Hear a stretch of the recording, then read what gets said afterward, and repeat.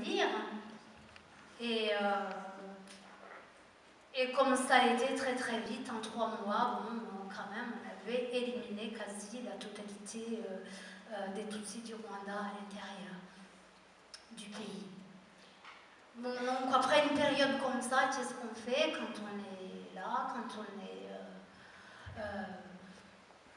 quand on a la chance d'être là, quand on a la chance de vivre, de survivre aussi, parce que même si on n'est pas sorti des pogroms, on survit quand même à ça, à la disparition, on survit au vide, l'absence des êtres qu'on aime, les proches, les amis, les voisins. Mais en fait, oui, on essaye de survivre tant bien que mal. Et je crois que pour éviter de sombrer, il faut agir. Je crois qu'agir, l'action, c'est une forme de résilience. On n'a pas... Enfin, en ce qui nous concerne, enfin, mon mari est dans la salle, Alain, avec qui on mène ensemble un petit peu le tandem de l'action. Sur le coup, on essaye de vivre le deuil, mais on est perdu. Parce que après des choses, enfin, après un génocide, on n'est pas... On réalise pas, en fait, quelque part. On se dit, c'est pas possible, c'est pas arrivé. Alors ensuite, quand même, quand on réalise que ça a eu lieu, je crois qu'il n'y a pas plusieurs solutions. Soit on est désespéré, on se tire une balle, ça peut être ça, on se jette dans le canal du coin, soit on essaye de faire quelque chose.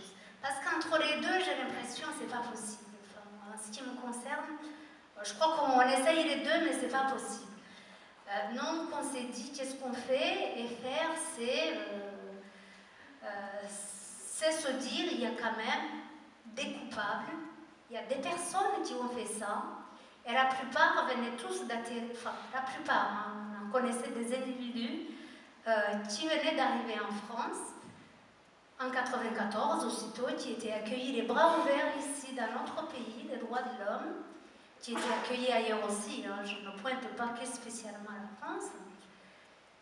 Et alors, il faut s'organiser, il faut refuser, il faut résister, c'est peut-être là, et se dire, il faut faire quelque chose.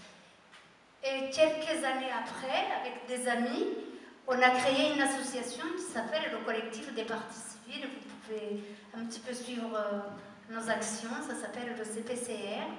Donc, tout simplement, c'est poursuivre ces personnes-là, ces criminels qui ont fait ça, qui sont ici, non loin de nous, non loin de vous, et pour qu'ils soient traduits en justice. Et pourquoi en justice? Parce que c'est nécessaire, c'est un acte salutaire. Pour la mémoire des victimes, on ne peut pas laisser passer. Je crois c'est même pour au-delà, ce n'est pas de la vengeance, c'est tout simplement pour la mémoire des victimes.